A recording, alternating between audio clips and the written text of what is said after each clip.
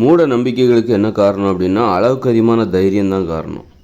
அதாவது ஒரு பயம் இருக்கணும். சிந்தனைக்கு என்னென்னா ஒரு பயம் இருக்கணும். அந்த பயம்தான் சிந்தனைகளுக்கு காரணம். ஒரு இயற்கையை பற்றிய ஒரு சிந்தனைகளுக்கு, இயற்கையான சிந்தனைகளுக்கு காரணமாக இருக்கிறது. அதனால் அளவுக்கு அதிகமான தைரியங்கிறது மூட நம்பிக்கையை தான் கொடுக்கும். அது இப்போ அளவுக்கு அதிகமான தைரியம் எங்கேருந்து வருது அப்படின்னா, செயற்கை உணவுகளால் தான் வருது. செயற்கை உணவுங்கிறது ஒரு ஊக்க மருந்து. உணவை சமைச்சிட்டாலே அது மருந்தாக மாறிவிடுகிறது. பச்சையாக இருக்கிற வரைக்கும் தான் அது உணவு. அதை சமைச்சிட்டோம் அப்படின்னா, சமைக்கிறோம், வறுக்கிறோம் அப்படின்னாலே அது மருந்தாக மாறிவிடும். வேக வைக்கிறோம் அப்படின்னா அது மருந்தாக மாறிவிடும். அதில் உப்பு போடும்போது அது ஒரு ஊக்க மருந்து. உப்பு வேக வைக்கிறதுங்கிறது இயற்கையில் தான், மனித உணவுகளுக்கு அது ஏற்புடையது தான், வேக வச்சு சாப்பிட்றது. ஆனால் உப்பு கலந்து சாப்பிடுவது செயற்கையானது. மனித உணவுகளில் வேக வச்சு சாப்பிட்றது அது மருந்து தான். வேக வச்சாலே அது மருந்தாக மாறிவிடுகிறது. ஒரு கிழங்கை வேக வைக்கிறோம், அது அப்போது பச்சையாக இருக்கிற வரைக்கும் தான் அது உணவு. அதை வேக வச்சுட்டா அது மருந்து. அப்போ கிழங்குங்கிறது வேக வைத்த கிழங்கு என்பது ஒரு மருந்து. அப்போ அதை நம்ம உணவாக சாப்பிட்றோம். அது இயற்கையானதா, ஏற்புடையது தான். செயற்கையானதாக இருந்தாலும் அது மனித வாழ்வில் ஏற்புடையது தான். ஆனால் உப்பு போட்டு சாப்பிட்றோம் பாருங்கள், உப்பு போடும்போது அதோட சுவையே வேறு மாதிரி மாறிடுது. அதுதான் மருந்து. அது ஊக்க மருந்து. இன்னும் அளவுக்கு அதிகமான ஒரு மருந்து அது மாதிரி எதெல்லாம் நம்ம உப்பு போட்டு சமைச்சு சாப்பிட்றோமோ அதன் மூலம் நமக்கு என்ன கிடைக்குன்னா, அளவுக்கு அதிகமான தைரியம் கிடைக்குது. இயற்கையை பற்றின ஒரு பயமே இல்லாமல் போகுது. மனுஷங்களை பற்றி ஒரு பயம் இல்லாமல் போகுது. மனுஷங்களை பற்றி பயம் இல்லாமல் போகும்போது மனுஷங்களை அடிமைப்படுத்த ஆரம்பிக்கிறாங்க. ஒரு பெண்களை பற்றின ஒரு பயம் இல்லை.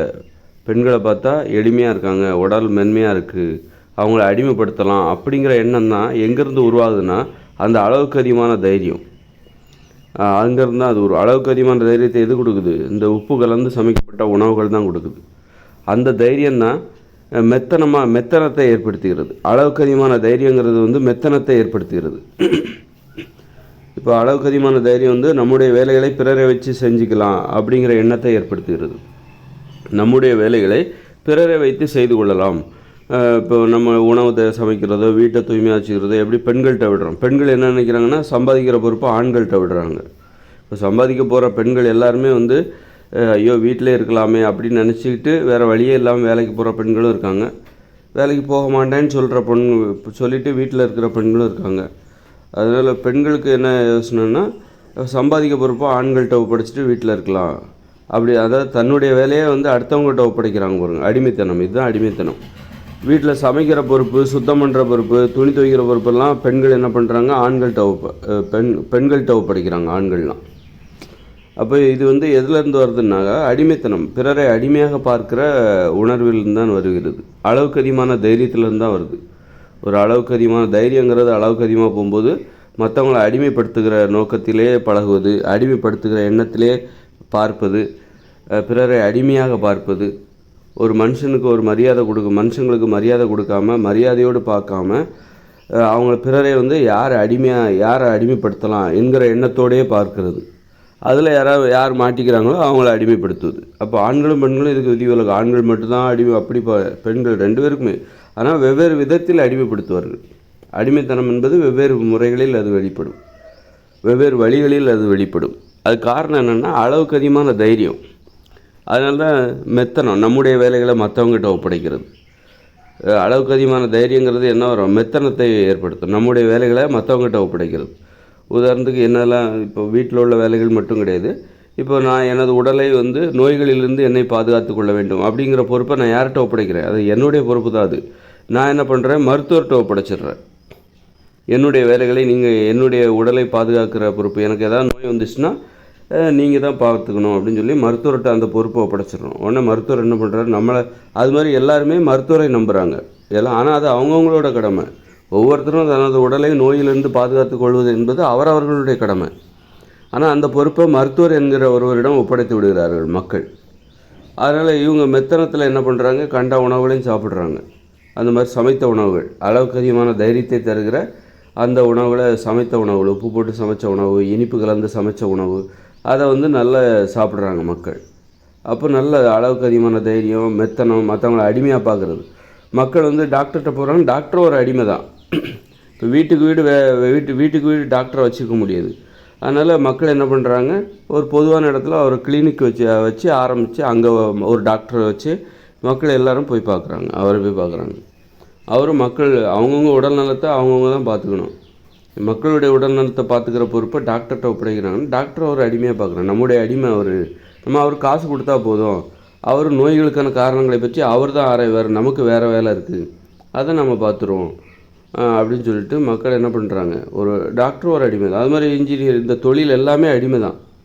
அது மாதிரி பாடம் கற்றுக்கிற பொறுப்பு. அன்னைக்கு இந்த உலோகங்கள் கண்டுபிடிக்கப்படுவதற்கு முன்பு கற்காலங்களில் ஒரு 3000 வருஷத்துக்கு முன்னாடி அப்போ எண்ணும் எழுத்தும் இதெல்லாம் யார் கற்றுக் கொடுத்தாங்கன்னா பெற்றோர்கள் அப்புறம் உறவினர்கள் கற்றுக் கொடுத்தாங்க.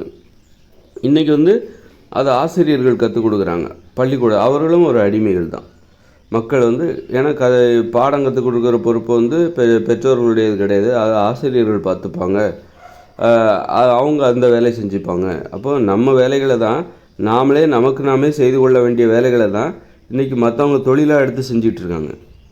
நம்முடைய வேலைகளை செய்வதற்கு நாம் இங்கு நிறைய அடிமைத்தனங்கிறது அடிமைகளை உருவாக்கி வைத்திருக்கிறோம். நாமும் ஒரு அடிமை தான். நாமளும் ஏதோ ஒரு தொழில் செஞ்சு மக்களுடைய தேவையை பூர்த்தி செய்கிறோம். அப்படின்னா அடிமைகளோட அடிமைகளாக நாமும் ஒரு அடிமையாக இருந்து நாம் ஒரு தொழிலை தேர்ந்தெடுக்கிறோம். எனக்கு டாக்டர் ஆகணும், எனக்கு இன்ஜினியர் ஆகணும், எனக்கு விஞ்ஞானி ஆகணும் அப்படின்னா என்னென்ன, இங்கே இருக்கிற அடிமை தொழில்களில் ஏதாவது ஒரு தொழிலை தேர்ந்தெடுத்து நீ பார்த்துக்கோ, உன்னுடைய தொழிலை செஞ்சுக்கோ.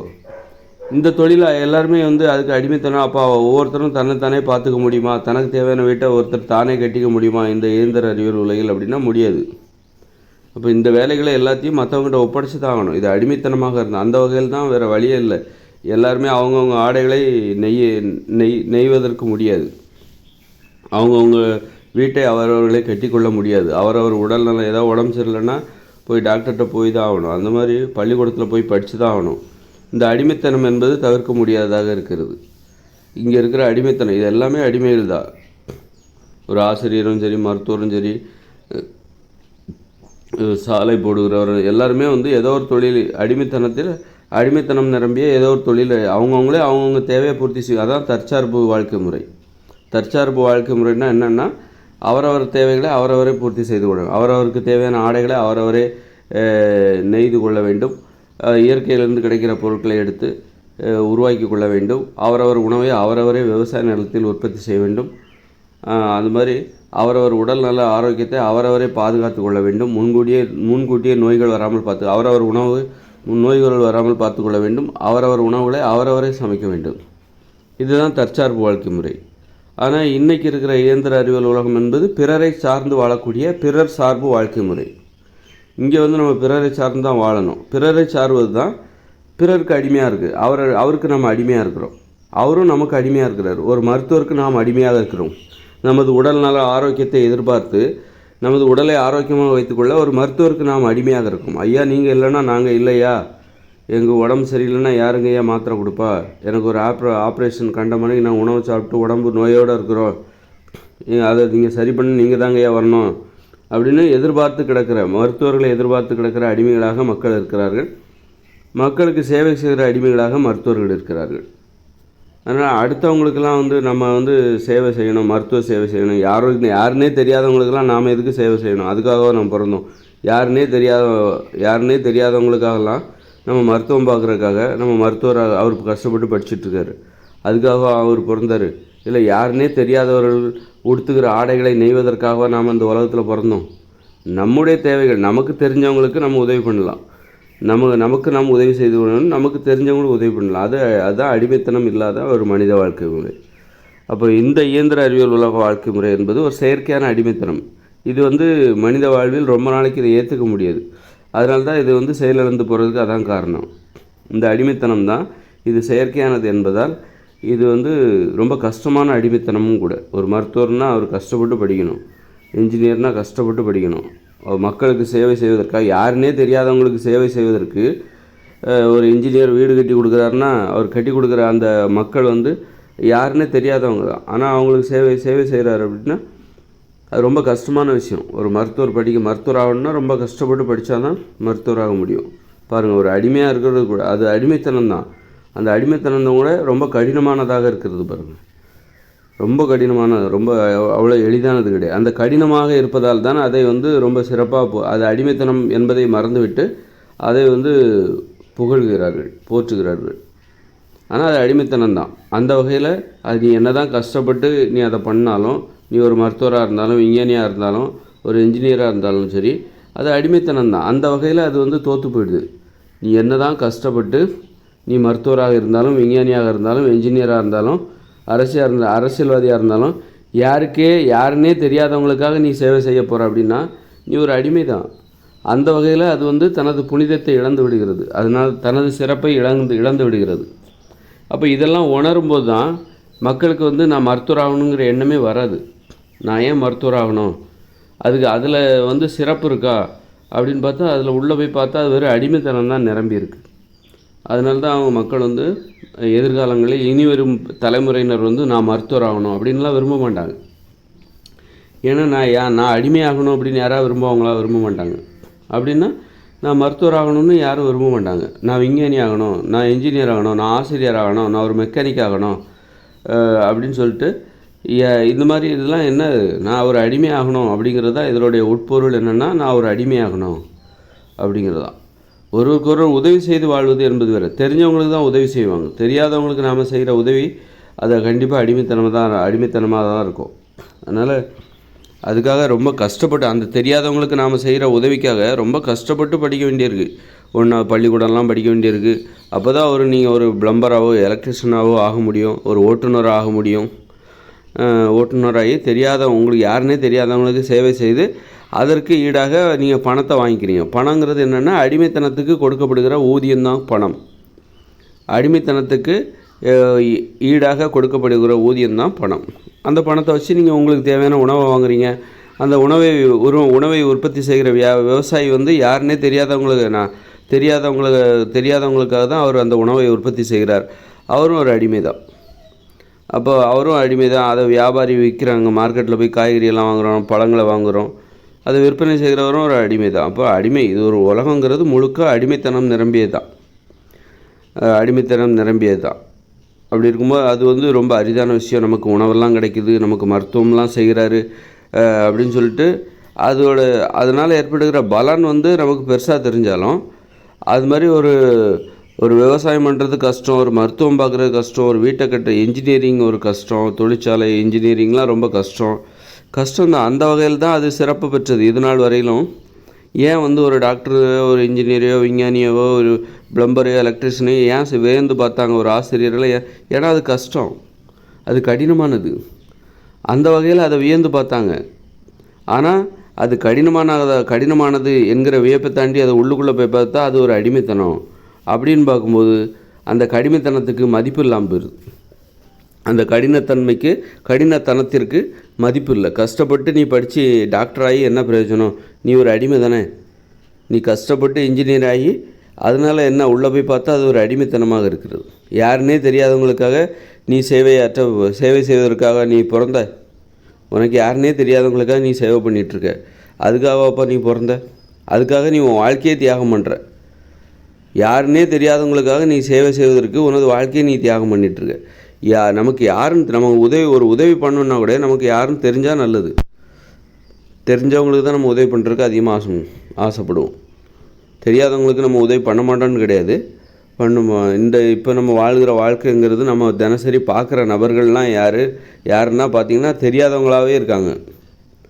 ஒரு கிராமத்தில் நீங்கள் வசிச்சிங்கனாக்கா, கிராமத்தில் ஒரு 50 வருஷத்துக்கு முன்னாடி விவசாயம்தான் வாழ்க்கை முறையாக இருந்த காலகட்டங்களில் ஒருவருக்கொருவர் தெரிந்தவர்களாகவே இருந்தார்கள். ஒரு ஊரில் வசிக்கிறீங்க அப்படின்னா, ஒரு கிராமத்தில் வசிக்கிறீர்கள்னா, நீங்கள் பார்க்குற நபர்கள் எல்லாருமே உங்களுக்கு தெரிந்தவர்களாக, பழகியவர்களாக இருப்பார்கள், நண்பர்களாக, உறவினர்களாக இருப்பார்கள். அதனால் ஒருவருக்கொருவர் உதவி செய்வதில் அதில் ஒரு அர்த்தம் இருக்குது. ஆனால் இன்றைக்கி பார்த்தா நம்ம பார்க்குற நபர்கள் யாருன்னே தெரியாதவங்கள தான் நம்ம பார்க்குறோம். அவங்ககிட்ட தான் பேச வேண்டியிருக்கு, அவங்களுக்கு தான் நம்ம சேவையாற்ற வேண்டியது. அந்த மாதிரி வாழ்க்கை முறை மாறிவிட்டது. அதனால் மூட நம்பிக்கை ஏன் ஏற்பட்டுச்சுன்னா, அளவுக்கு அதிகமான தைரியத்தின் மூலமாக தான் ஏற்பட்டுச்சு. அளவுக்கு அதிகமான தைரியம், மெத்தனம். நம்ம உடம்பை பற்றி நாம் யோசிக்க வேண்டிய அவசியம் இல்லை. அந்த பொறுப்பை இன்னொருத்தட்ட ஒப்படைச்சிடறோம், ஒரு மருத்துவர்கிட்ட ஒப்படைச்சிடறோம். அப்போ உடல் நலம் சார்ந்த மூட நம்பிக்கைகள் நமக்கு வந்து விடுகிறது. நமது உணவுகளை உற்பத்தி செய்கிற பொறுப்பை விவசாயிகிட்ட ஒப்படைச்சிரும். அப்போ உணவுகள் நமக்கு என்ன உணவு பிடிக்கும், நமக்கு என்ன உணவு தேவை அப்படிங்கிற அந்த அறிவு வந்து நமக்கு இல்லாமல் போயிடுது. அதான் மூட நம்பிக்கை. இப்படி ஒரு வீடு கட்டுறதை பற்றி எனக்கு எதுவுமே தெரியாது, அது இன்ஜினியர், இதான் மூட நம்பிக்கைங்கிறது. அந்த அறியாமைகள் அதிகரித்து கொண்டே போயிடுது. உனக்கு என்ன தெரியும்னா என் தொழில் மட்டும்தான் எனக்கு தெரியும், வேறு எதையும் எனக்கு தெரியாது. நான் என்ன தொழில் செய்கிறேன், நான் வந்து ஒருவேளை வந்து நான் விவசாயியாக இருந்தால் எனக்கு விவசாயம் மட்டும்தான் தெரியும், மருத்துவம் தெரியாது. எனது உடலுக்கு ஏதாவது நோய் இருந்துச்சுன்னா நான் மருத்துவர்கிட்ட போயிடுவேன். எனது வீடு கட்டணும்னா நான் இன்ஜினியர்கிட்ட போயிடுவேன். அந்த மாதிரி அந்த பொறுப்பு அதாவது ஒரு அறிவு தான் இருக்குது மக்கள்கிட்ட. வந்து இந்த தொழில் அவங்க என்ன தொழில் பார்க்குறாங்களோ அதை தவிர வேறு எதுவுமே தெரிய மாட்டேங்குது.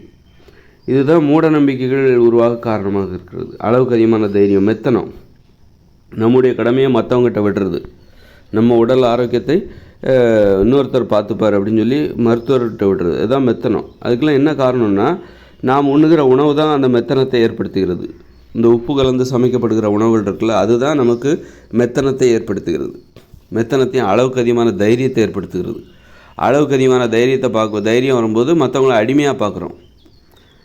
யாராவது ஒரு அடிமை சிக்க மாட்டாங்களா, இந்த அப்போ அந்த மாதிரி மெத்தனம் தான் கண்ட உணவுகளை சாப்பிட்றது. அந்த என்ன உணவு பிடிச்சிருக்கு, என்ன உணவு வேணாலும் சாப்பிட்டுட்ருக்காங்க. உடம்பு நோய் வந்துச்சுன்னா மருத்துவர்கிட்ட போயிடுறாங்க, அவர் பார்த்து போயிடுறாங்க. அங்கே ஒரு அடிமை இருக்கார், அவர் தான் மருத்துவர், கஷ்டப்பட்டு நீட்லெல்லாம் படித்து பாஸ் பண்ணி MBBS வாங்கி வச்சுருக்காரு, எனக்கு எதாவது உடம்பு சரியில்லைன்னா அவர் பார்த்துப்பார், அது நமக்கு ஒரு நல்ல ஒரு அடிமை, படித்த அடிமை இருக்கார் அப்படின்னு சொல்லிட்டு அந்த மாதிரி இதெல்லாமே உள்ளே போய் பார்த்தா அடிமைத்தனம் தான். எல்லாருமே எல்லாமே இங்கே ஒரு அடிமைத்தனமாக தான் இருக்குது. இது அடிமைத்தனம் நிரம்பிய ஒரு தொழிலாக உலகமாக இருக்கிறது. அதுக்கெல்லாம் என்ன காரணம், அடிமையாக பார்க்குறாங்கன்னு அர்த்தம். ஏன் இந்த உலகத்தில் அடிமைத்தனம், ஏற்றுக்கொள்ளப்பட்ட அடிமைத்தனம், வேறு வழியில் தற்காலிகமாக இதை ஏற்றுக்கொள்ள வேண்டும் என்கிற விதிமுறை இங்கே இருக்கிறது.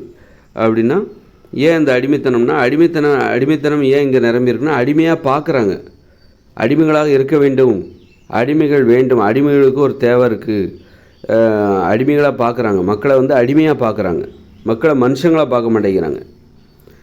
மனுஷங்களாக பார்க்காம அடிமையாக பார்க்குறாங்க, மனுஷங்களாக பார்க்காம அடிமையாக பார்க்குறாங்க. ஒரு அடிமையாக நீ எப்படி பேச வேண்டும் என்பதை தெரிந்து கொள், அடிமையாக இருக்க கற்றுக்கொள், அடிமையாக தொழில் செய். அடிமைத்தனம் தான். ஏன் அது காரணம்னா அந்த பார்வைத்திறன் கெட்டு போயிடுச்சு, அடிமையாக பார்க்குறாங்க. மனுஷங்க அடிமையாக பார்க்குறாங்க, அந்த பார்வைத்திறன் கெட்டுப்போச்சு. காரணம் அந்த உணவு தான் காரணம். அந்த செயற்கை உணவுகள் இருக்குல்ல, சமையல் உணவு, உப்பு கலந்து சமைக்கப்பட்ட உணவுகள், அதுதான் வந்து மாமிச உணவு, மீன் உணவு, கண்ட உணவு. இதெல்லாம் இந்த உணவில் ஏற்பட்ட மூட நம்பிக்கை தான். எப்படி பார்க்கணுங்கிற அறிவு கூட இல்லை. மனுஷங்களை அடிமையாக பார்க்க ஆரம்பிச்சிட்டாங்க. அளவுக்கு அதிகமான தைரியம், மெத்தனம். மனுஷங்களை ஏன் மனுஷங்களாக பார்க்கணும், அடிமையாக பார்த்துட்டு போகிறேன். நீ அடிமையாகணும் அப்படின்னு, நீ தான் டாக்டர் ஆகணும், நீ இன்ஜினியர் ஆகணும், விஞ்ஞானி ஆகணும் அப்படின்னு சொல்லிட்டு நீ அடிமையாகணும். அதோட அர்த்தம் என்ன, நீ அடிமையாகணும், ஒரு மிகச்சிறந்த அடிமையாகணும். மருத்துவ அடிமைக்கு தான் இங்கே நிறைய புகழ் இருக்குது. நீ மருத்துவர் ஆகணும், நீ இன்ஜினியர் ஆகணும். அது வந்து இங்கே இப்போ தற்காலிகமாக இது ஏற்றுக்கொள்ளப்பட்ட அடிமைத்தனம். அதனால் யாராவது ஒரு அடிமைத்தனம் இங்கே ஏதாவது ஒரு தொழிலை செஞ்சு தான் ஆகணும். எல்லா தொழிலுமே அடிமைத்தனம் தான். நீ யாருன்னே தெரியாதவங்களுக்காக நீ செய்கிற அத்தனை தொழிலுமே யாராவது தெரிஞ்சவங்களுக்கு மட்டும்தான் நான் வந்து வியாபாரம் பண்ணுவேன் அல்லது என்னுடைய தொழில் மூலம் சேவை செய்வேன்னு அப்படி ஒரு தொழில் இங்கே இல்லவே இல்லை. ஆனால் இயற்கையோடு இணைந்த மனித வாழ்க்கை 2040 பார்த்தீங்கன்னா அவங்க வந்து இந்த தெரியாது, வியாபாரம் கிடையாது, விற்பனை கிடையாது, பணம் என்னும் நடைமுறை கிடையாது, பள்ளிக்கூடம் கிடையாது, கல்லூரி கிடையாது, மருத்துவமனை கிடையாது, மருத்துவர் என்கிற அந்த இதெல்லாம் கிடையாது, இன்ஜினியர் இதெல்லாம் கிடையவே கிடையாது, கணினி, எந்த போக்குவரத்து வாகனங்கள் எதுவுமே கிடையாது. அவங்கவுங்க தேவைகளை அவங்கவுங்களே பூர்த்தி பண்ணிப்பாங்க. அவங்கவுங்க ஆடைகளை அவரவர்களே உற்பத்தி செய்து கொள்வார்கள், தயாரித்து கொள்வார்கள். அவரவர்களுடைய உணவை அவரவரே உற்பத்தி செய்து கொள்ள வேண்டும், அவரவர் குடிசையை அவரவரே கட்டி கொள்ள வேண்டும், அவரவர் வீட்டை அவரவரே தூய்மை செய்து கொள்ள வேண்டும், அவரவர் உணவை அவரவரே தயாரித்து கொள்ள வேண்டும். இதுதான் தற்சார்பு வாழ்க்கை முறை. இங்கே யாருன்னே தெரியாதவங்களுக்கு அங்கே யாருமே சேவை செய்ய மாட்டாங்க. இயற்கையோடு இணைந்த மனித வாழ்க்கையில் 2040 அப்புறம் யாருன்னே தெரியாதவங்க யாருமே இருக்க மாட்டாங்க. பக்கத்து ஊருக்காரங்க இருப்பாங்க, ஆனால் ஒரு ஊரில் இருக்கிற அத்தனை பேரும் அந்த மனுஷங்களுக்கு தெரியும். இவங்க பேசலைன்னா கூட இவங்க அந்த தெருவில் உள்ளவங்க, இவங்க இந்த தெருவில் உள்ளவங்க, அவங்க அப்பா யார் அம்மா யார் எல்லாம் தெரியும். அதனால் தெரிஞ்சவங்களுக்கு தான் அவங்க உதவி செய்து கொண்டு அவரவர் தேவைகளை அவரவரே பூர்த்தி செய்து கொண்டு ஒரு நோய்கள் வருவதற்கு முன்பே அவர்கள் குணப்படுத்தி கொள்வார்கள். அதனால் மருத்துவர்கள் அவர்களுக்கு தேவையில்லை. ஏன்னா அவர்களுக்கு நோயும் வராது. ஏன்னா அவர்களுக்கு உப்பு கிடைக்காது. கடற்கரையில் உப்பு உற்பத்தி செய்யப்பட்டு அது அவர்களுக்கு கிடைக்காது. அதனால் உப்பு கலந்து உணவை சமைக்கிற வழக்கம் அவர்களுக்கு கிடையாது. அதனால் அவர்களுக்கு அளவுக்கு அதிகமான தைரியம் வராது. எப்போவுமே ஒரு பயம் இருக்கும் அவங்களுக்கு. இயற்கை உணவுகளை சாப்பிட்டிங்கன்னா ஒரு பயம் இருக்கும். அந்த மனித உணவுகள் சொல்லணும், காய்கறிகள், கீரைகள், பழங்கள், பயிர் வகைகள், கடலைகள், பருப்பு வகைகள், இதை சாப்பிட்டாக்கா ஒரு பயம் வரும்.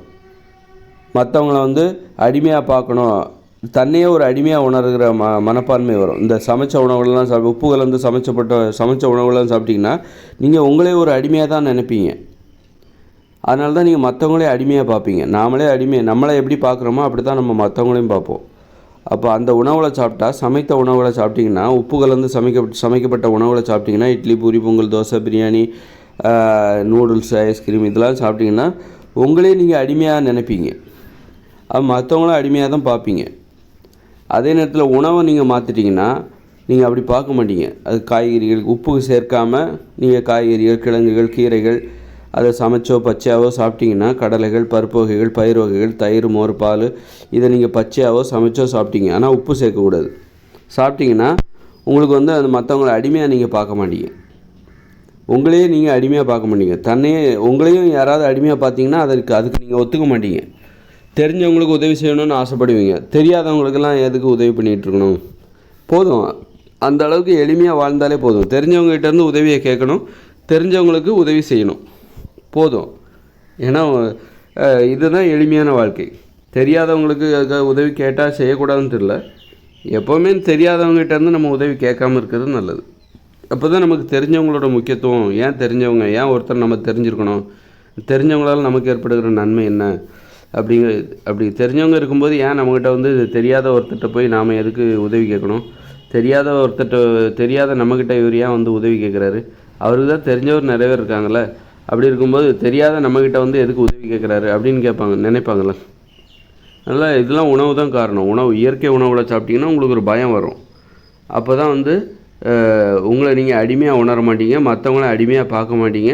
தெரியாதவங்ககிட்ட போயிட்டு எனக்கு ஏதாவது உதவி செஞ்சு கொடுங்க, எனக்கு இந்த வீட்டை கட்டி கொடுங்க, நான் உங்களுக்கு உங்களுக்கு பணம் தரேன், ஊதியம் தரேன், இந்த மாதிரிலாம் போய் தெரிஞ்சவங்ககிட்ட போய் நான் கொஞ்சம் குடிசை கட்ட வேண்டியிருக்கு, கொஞ்சம் ஹெல்ப் பண்ணுங்கள், அந்த மாதிரி இருக்கும். தெரிஞ்சவங்ககிட்ட வீட்டில் உள்ள அண்ணன், தம்பி, அப்பா, தாத்தா இவங்களுக்குள்ளே உதவி கேட்டுப்பாங்க. இதான் தற்சார்பு வாழ்க்கை முறை. இது அடிமைத்தனம் இல்லாத வாழ்க்கை முறை தான் தற்சார்பு வாழ்க்கை முறை. அதுக்கு காரணமே என்னென்னா, இந்த சிந்தனைங்கிறது மூட நம்பிக்கைகளே இருக்காது. இயற்கை உணவுகளை சாப்பிட்டிங்கன்னா உங்களுக்கு மூட நம்பிக்கைகளே இருக்குது, ஒரு பயம் வரும். நீங்கள் யாரையும் மூட நம்பிக்கை காரணமே நம்ம மற்றவங்களை அடிமையாக பார்த்ததுனால தான். நம்மளே நாம் அடிமையாக உணர்ந்ததாலும் மற்றவர்களை அடிமையாக பார்த்ததாலும் தான் அந்த மூட நம்பிக்கைகள் ஏற்பட்டது. நிறைய அறிவு நமக்கு இல்லாமல் போச்சு. காரணம் இந்த உணவுகள், இந்த சமைத்த உணவு, உப்பு கலந்து சமைக்கப்பட்ட உணவுகளை சாப்பிட்டிங்கன்னா அளவுக்கு அதிகமான தைரியம் வரும், மெத்தனை வரும், அளவுக்கு அதிகமான தைரியம், பிறரை அடிமையாக பார்க்குற அந்த உணர்வு, தன்னையே அடிமையாக உணர்கிற உணர்வு, அதெல்லாம் வரும்போது தான் அந்த மூட நம்பிக்கைகள் ஏற்பட்டு விடுகிறது. நம்முடைய பொறுப்புகளை மற்றவங்ககிட்ட ஒப்படைச்சிடறோம். எனது உடல் ஆரோக்கியம் சார்ந்த பொறுப்பை மருத்துவரிடம் ஒப்படைத்து விட்டு மருத்துவம் குறித்த எந்த ஒரு அறிவும் எனக்கு இல்லாமல் போயிடுது. ஏன்னா அது மருத்துவர் பார்த்துப்பார். மருத்துவருக்கு மருத்துவம் பற்றி தான் தெரியும், மற்ற எதுவும் தெரியாது. இப்படித்தான் பிற விஷயங்கள், ஒரு விஷயத்தில் மட்டும்தான் அறிவு இருக்குது, மற்ற எல்லா விஷயத்துலையும் அவங்க அறிவு இல்லாமல் இருக்கிறார்கள். அதுதான் மூட நம்பிக்கைகளுக்கு காரணமாக இருக்குது. அதுக்கு உணவு தான் காரணம். உணவை மாற்றிட்டாலே இயற்கையான உணவு, அதாவது மனித உணவுகள், காய்கறிகள், கீரைகள், பழங்கள், உப்பு சேர்க்காமல் சமைச்சு சாப்பிடுகிற அனைத்து உணவுகளும் மனுஷங்களுக்கு ஒரு பயத்தை உருவாக்கும். அவங்களுக்கு அளவுக்கு அதிகமான வலிமை வராது. நீங்கள் உப்பு சேர்க்காமல் நீங்கள் பழங்கள், காய்கறிகள், கிழங்குலாம் சாப்பிடும்போது உங்களுக்கு என்னென்னா அளவுக்கு அதிகமான வலிமை வராது. உங்களால் மிகப்பெரிய செயல்களை செய்ய முடியும் அப்படிங்கிற எண்ணமே உங்களுக்கு வராது. மிகப்பெரிய செயல்களை செய்ய முடியும், மனுஷங்களால் முடியாது எதுவும் கிடையாது அப்படிங்கிற எண்ணம்லாம் உங்களுக்கு வராது. நம்மளால் இதுதான் முடியும், இதெல்லாம் முடியாது அப்படிங்கிற எண்ணம் தான் வரும். இது அடிமைத்தனம். மனுஷங்களால் முடியாது எதுவுமே கிடையாது அப்படின்னு நினைக்கிறதே ஒரு அடிமை சிந்தனை தான். அளவுக்கு அதிகமான அந்த வலிமை அந்த உணவு சாப்பிட்றதுனால வர்றதுனால ஏற்படுற சிந்தனை. அந்த உப்பு கலந்து சமைக்கப்பட்ட உணவுகளை சாப்பிடும்போது அளவுக்கு அதிகமான வலிமை உடம்பில் வருதா, அதை வந்த உடனே அப்படி பயங்கர அப்போ நம்மளால் முடியாது எதுவுமே கிடையாது, மனுஷங்களால் முடியாது எதுவுமே கிடையாது, முடியாது என நினைப்பவர்கள் முட்டாள்கள் பாருங்கள், ஒரு முட்டாள்தனம் நிரம்பிய அந்த உணவை சாப்பிட்டாலே முட்டாள்தனம் தான் வரும். அந்த முட்டாள்கள் என்ன பண்ணுறாங்க, அந்த உணவை சாப்பிட்டாலே நம்ம எல்லோரும் முட்டாள்கள் தான். அப்போ அந்த உணவை சாப்பிட்டு முட்டாள்கள் கூறுகிற பொன்மொழிகள் தான் என்னது, முடியாது என்பது முட்டாள்களுடைய கருத்து. முட்டாள்கள் தான் முடியாது என்று சொல்வார்கள் அப்படின்னு யார் சொல்கிறா? அந்த முட்டாள்கள் சொல்கிறாங்க. இந்த அளவுக்கு அதிகமான தைரியம் அந்த சமைத்த உணவு, உப்பு கலந்து சமைக்கப்பட்ட உணவுகளை சாப்பிடுவதால் உடலில் ஏற்படுகிற அளவுக்கு அதிகமான தைரியம் தான் அப்படி சொல்ல வைக்குது.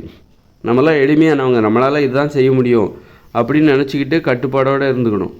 அப்போ நமக்கு இந்த ஆபத்துகள், மனித வாழ்வில் உள்ள ஆபத்துகள், இன்றைக்கி அப்படி தான் முடியாது எதுவுமே இல்லை, முடியாது எதுவுமே இல்லைன்னு நிறைய ஆபத்துகள், இந்த மனித வாழ்க்கையே ஆபத்தாக மாறிப்போச்சு.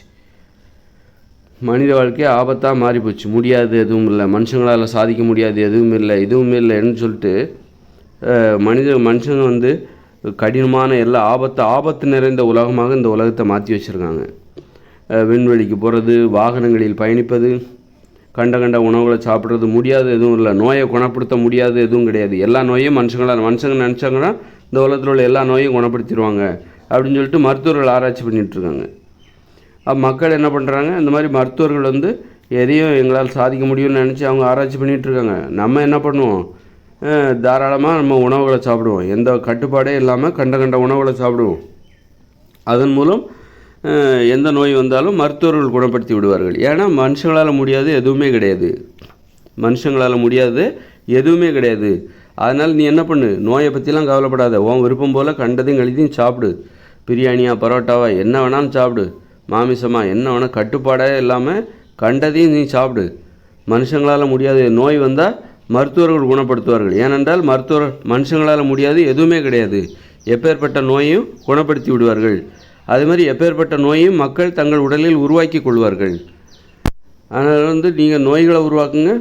ஏன்னா மனுஷங்களால் முடியாது எதுவுமே இல்லை. மனுஷங்க நினச்சாங்கனாக்கா அவங்க உடம்புல புற்றுநோயை உருவாக்கி கொள்ள முடியும். ஏன்னா மனுஷங்களால் முடியாது எதுவுமே கிடையாது. மனுஷங்க நினச்சாங்கனாக்கா அவங்க உடம்புல எய்ட்ஸ் நோயை வரவழைத்து கொள்ள முடியும், ஆஸ்மா நோயை வரவழைத்து கொள்ள முடியும், சர்க்கரை நோயை வரவழைத்து கொள்ள முடியும். மனுஷங்க நினச்சாங்கனாக்கா அவங்க உடம்புல உள்ள அந்த சிறுநீரகத்தை செயலிழக்க எப்படி வைப்பது என்பது அவர்களுக்கு தெரியும். அந்த மாதிரி மனுஷங்க முடியாது எதுவுமே இல்லைன்னு மக்கள் ஒரு கரையில் போராடிட்டு இருக்காங்க. நோய்களை வரவழைத்து கொள்ளுது. மருத்துவர்கள் என்ன பண்ணுறாங்க, நாங்கள் இருக்கோம், நீங்கள் ஏன் கவலைப்படுற, மனுஷங்களால் முடியாது எதுவுமே கிடையாது, நீ என்ன நோயோடு வந்தாலும் நாங்கள் அதை குணப்படுத்துவோம், அதுக்கான ஆராய்ச்சியில் தான் ஈடுபட்டுருக்கோம், நீ பயப்படாத, நீ ஆஸ்மாவா வா, நாங்கள் சரி பண்ணுவோம், எங்களால் முடியாது எதுவுமே கிடையாது, மனுஷங்களால் முடியாது எதுவுமே கிடையாது. எல்லாம் அந்த சிந்தனை அடிப்படையாக கொண்டு தான் இந்த நோய்களே அந்த சிந்தனையில் தான் வருது. மெத்தனம், அளவுக்கு அதிகமான தைரியம், நோய்களே உருவாக காரணம் என்னது, அந்த எண்ணம் தான். மனுஷங்களால் முடியாது எதுவுமே கிடையாது அப்படிங்கிற எண்ணம் தான் மனுஷங்க உடம்புல நோய் வருவதற்கும் காரணம். அந்த நோயை குணப்படுத்துவதற்கு ஆராய்ச்சியும் பண்ணுறாங்க பாருங்கள். அந்த ஆராய்ச்சிக்கும் அந்த மனுஷங்களால் முடியாது எதுவுமே கிடையாது அப்படிங்கிற அந்த எண்ணம் தான் காரணம். அதை முதல்ல நீக்கணும். மக்களை வந்து மனுஷங்க தன்னை வந்து எளிமையாக உணரணும். நம்மளால் வந்து நோயெல்லாம் குணப்படுத்த முடியாதுப்பா, அப்புறம் எதுக்கு யார் கடந்து அவஸ்தைப்படுவா, நோயை வரவழைச்சிக்கிட்டு அப்புறம் நோயோடு அவஸ்தைப்பட்டுக்கிட்டு யார் அதெல்லாம் பண்ணிட்டுடப்பா. அதனால் முன்கூட்டியே நம்ம வந்து உணவில் கட்டுப்பாடோடு இருக்கணும். இந்த உப்பு கலந்து சமைக்கப்பட்ட உணவுகளை சாப்பிடக்கூடாது. முடியாது எதுவுமே கிடையாது அப்படிங்கிற எண்ணம் எங்கேருந்து உருவாகுதுன்னா அந்த உணவிலிருந்து தான் உருவாகுது. மனுஷங்க நினச்சா முடியாது எதுவுமே கிடையாது என்கிற எண்ணம் எங்கேருந்து உருவாகுது, மனுஷங்க சாப்பிட்ற உணவுகளிலிருந்து தான் உருவாகுது. அந்த உப்பு கலந்து சமைக்கப்பட்ட உணவுகளை சாப்பிட்டிங்கன்னா அது ஒரு ஊக்கம் மருந்து, பயங்கரமான ஊக்கத்தை கொடுக்கும், ஆற்றலை கொடுக்கும். அந்த ஊக்க மருந்து இந்த இயந்திர அறிவியல் உலகில் வாழ்வதற்கு தேவை. அதை சாப்பிட்டாலே உங்களுக்கு அந்த உணர்வு வரும். அந்த உப்பு கலந்து சமைக்கப்பட்ட உணவுகளை சாப்பிட்டாலே மனுஷங்களால் முடியாது எதுவுமே கிடையாது என்கிற உணர்வு உங்களுக்கு ஏற்பட்டுவிடும். அளவுக்கு அதிகமான தைரியம் ஏற்பட்டுவிடும். அதனால் வந்து அந்த எண்ணம் அப்படி அது வரவே கூடாது. அதனால் அந்த எண்ணத்தை மாற்றணும். மனுஷங்களால் இதுதான் முடியும், இது முடியாது. மனுஷங்களால் ஒரு குடிசையை தான் கட்ட முடியும், ஒரு காங்கிரீட் வீட்டை கட்ட முடியாது. அதோடு நிறுத்திக்கணும். குடிசை போதும் அப்படின்னு சொல்லிட்டு அதோடு நிறுத்திக்கணும். அதுக்கு மேலே ஆசைப்படாத. மனுஷங்களால் முடியாத விஷயத்துக்கெல்லாம் நீ ஆசைப்படாத. அப்படி தான் வந்து முடியாத விஷயத்துக்கெல்லாம் ஆசைப்பட்டு காரு, பைக்கு, பஸ்ஸு, லாரின்னு விட்டு அதில் ஆக்சிடெண்ட்லேயே 10 லட்சம் பேர் சாகுறாங்க. வருஷத்துக்கு 10 லட்சம் பேர் இன்றைக்கி இந்த மோட்டார் வாகன விபத்துகளால் செத்துக்கிட்டு இருக்காங்க. 10 லட்சம் பேருக்கு மேலே ஊனமுற்று கொண்டு இருக்கிறார்கள். கை கால்கள் துண்டிக்கப்பட்டு ஆக்சிடென்ட்னால பலமாக பாதிக்கப்பட்டு பாதிக்கப்பட்டுக்கிட்டு இருக்காங்க. அந்த முடியாது எதுவுமே கிடையாதுன்னு நினச்சாங்க பாருங்கள். கால் போனால் என்ன, கால் ஏதாவது செயற்கை கால் வச்சுக்கலாம், அல்லது செயற்கையாக திசு மூலம் தசைகளை வளர்ச்சி செடிச்சு உண்மையான காலவே பொருத்திடலாம், அதுக்கான ஆராய்ச்சி நடந்துக்கிட்டு இருக்குது, கவலைப்படாத, மனுஷங்களால் முடியாது எதுவுமே கிடையாது அப்படின்னு சொல்லிட்டு இதயம் போயிடுச்சா, இதயம் மாற்று இதயம் பொத்திக்கலாம்ப்பா, ஏன் மனுஷங்களால் முடியாது எதுவுமே கிடையாது, அதே ஏன் கவலைப்படுற, கவலையே படக்கூடாதுன்னு நினைக்கிறாங்க. கவலையே இல்லாமல் வாழணும், பயமே இல்லாமல் வாழணும், எப்பவும் தைரியமாக இரு. பயப்பட்டா அது பயங்கிறது கோழைத்தனம் அப்படின்னு நினைக்கிறாங்க. அந்த பயம்தான் முதல்ல பயத்தை ஏற்றுக்கணும். உனக்குள்ளே ஒரு பயம் இருக்குங்கிறத ஒத்துக்கோ. பயம் இல்லாத மாதிரி தைரியமாக உன்னை காமிச்சிக்கணும்னு ஏன் நினைக்கிற? பயம் இருந்தால் நீ கோழைன்னு நினைக்காத. பயமும் கோபமும் ரெண்டுமே பாதுகாப்பு தான். பயத்துக்கான பாதுகாப்பு தான் கோபம். அதனால் நீ எப்போவுமே உனக்கு அந்த பயம் இருக்கணும். அந்த அளவுக்கு அதிகமான தைரியம் உனக்கு வரவே கூடாது. வந்தால் நீ இந்த மாதிரி முட்டாளாகவும் மூட நம்பிக்கை, வாழ்க்கையே ஆபத்து நிறைந்ததாக, அழிவுகள் நிறைந்ததாகவும், மரண ஓலங்கள் கேட்குற ஒரு இடமாகவும் மாறிவிடும். அப்படி தான் ஆகிப்போச்சு அந்த அளவுக்கு அதிகமான தைரியம். போரிடுவது, ஏவுகணையில் குண்டு போடுறது, அப்படி குண்டு போட்டால் உடனே செதிடுறோம். அப்படி கட்டடம் செதிடுறோம், உள்ளே இருக்க மனுஷங்க எல்லாம் கை தனியாக கால் தனியாக செதிடுறோம். அப்புறம் என்ன, மனுஷங்களால் முடியாது, எடுத்துகிட்டு வா ஒட்ட வச்சுருவோம், மனுஷங்களால் முடியாது எதுவுமே கிடையாது. ஒரு கால் காணலைங்க, தேடி பார்க்குற ஆள் சீக்கிரமாக எடுத்துகிட்டு வாங்க, நம்ம ஒட்ட வச்சிடலாம், மனுஷங்களால் முடியாது எதுவும் கிடையாது அப்படின்னு சொல்லிட்டு ஒவ்வொருத்தரும் எங்களால் முடியாது, இப்படி தான் அந்த நினைப்பே வரக்கூடாது. ஒரு அளவுக்குள்ளே நிற்கணும். மனுஷங்களால் இவ்வளோ தாங்க முடியும், எதுக்கு தேவையில்லாத வேலை, தேவையில்லாமல் உடம்பு நோயை வர வச்சுக்கணும், எதுக்கு என்னெல்லாம் நோயெல்லாம் குணப்படுத்த முடியாதுப்பா, அதனால் நோய் வருவதுக்கு முன்னே நம்ம பார்த்துக்கணும். அந்த பயம் எங்கேருந்து வருதுன்னா, நாம் உண்ணுகிற உணவு தான். உணவை மாற்றணும். காய்கறிகள், பழங்கள், கீரைகள், கிழங்குகள், பயிர்கள், பருப்பு வகைகள், தயிர், மோர், பால், தேன், இதை சாப்பிடுங்க. இதான் மனித உணவுகள். உப்பு சேர்த்துக்காதீங்க. இப்போ எனக்கு பால் சாப்பிடலாமா, பால் குடிக்கலாமா, ஏற்புடையதா அப்படிங்கிற சந்தேகம் இருக்குது. அதை நான் தவிர்த்து பார்க்கணும். அது சொல்லிடுவேன், எனக்கு கண்டிப்பாக கரெக்டாக சொல்லிடுவேன், பால் சாப்பிடலாமா கூடாதா. ஏன்னா முட்டை சாப்பிடக்கூடாதுன்னு சொல்லிட்டேன். முதல்ல ஆரம்பத்தில் முட்டை சாப்பிட்லான்னு சொன்னேன், அப்புறமா இப்போ முட்டை சாப்பிடக்கூடாது. ஏன்னா அதுக்குள்ளேயும் ஒரு உயிர் இருக்குது, அதை நம்ம வேக வைக்கிறோம், அதுவும் உயிரை கொள்ளுறது. அதனால் மாமிசம் சாப்பிடக்கூடாதுன்னா முட்டையும் சாப்பிடக்கூடாது. அது மாதிரி பாலும் ஒரு திரவ மாமிசம், அது ரொம்ப கடினமான ஒரு உணவு அது. அதனால் அது சாப்பிடலாமாப்பா அப்படிங்கிறத பற்றி நான் திரும்ப சொல்கிறேன். இந்த மாதிரி ஒரு பயப்படணும், சாப்பிடக்கூடாதா, அந்த பயம் இருக்கணும். சாப்பிட்லாம்ப்பா, எதை வேணாலும் சாப்பிட்லாம். மனுஷங்களுக்கு விதிமுறையே கிடையாது, மனுஷங்களுக்கு கட்டுப்பாடே கிடையாது, ரவுடிசம் இது. அப்படி நினைக்கிறது, மனுஷங்களால் முடியாது எதுவுமே கிடையாதுங்கிறது ஒரு ரவுடிசம் மாதிரி தான். மனுஷங்களுக்குன்னு ஒரு கட்டுப்பாடே கிடையாது அப்படின்னு நினைக்கிற மனப்பான்மை. அது மாதிரி இதுக்கெல்லாம் என்ன காரணம்? மனுஷங்க முட்டாளானதுக்கும் மூட நம்பிக்கைகள் அதிகரித்து போனதுக்கும் என்ன காரணம்? மெத்தனம், அளவுக்கு அதிகமான தைரியம், மனுஷங்களால் முடியாது எதுவுமே கிடையாது அப்படின்னு நினைக்கிற அந்த அது காரணம் என்னென்னா உணவு தான் காரணம். அதனால் உணவை மாத்திரம் உப்பு கலந்து சமைக்கப்பட்ட அந்த செயற்கை உணவுகள், அதுதான் மனுஷங்களுக்கு அளவுக்கு அதிகமான தைரியம், மனுஷங்களே அடிமையாக பார்க்குறது, தன்னையே அடிமையாக உணர்வது, அடிமையாக எனக்கு அடிமைத்தனம் நிரம்பிடும்போது யாருக்காக நான் உதவி செய்யணும், யாருக்காக நான் வேலை பார்க்கணும் அப்படின்னு சொல்லிட்டு அந்த அடிமைத்தனம் உடம்புல சக்தி அதிகமாகும்போது யாருக்கு உடம்புல பயங்கரமான ஒரு எனர்ஜி வருது, ஒரு ஆற்றல் கிடைக்குதா, ஏதாவது ஒரு வேலை செஞ்சே ஆகணும். உங்களுக்கு எதாவது வேலை தேவையா, எனக்கு இப்போ எதாவது செஞ்சாகணும், எனக்கு அவ்வளோ சக்தி இருக்குது. அப்படி தான் மனுஷங்க அடிமையாயிட்டாங்க.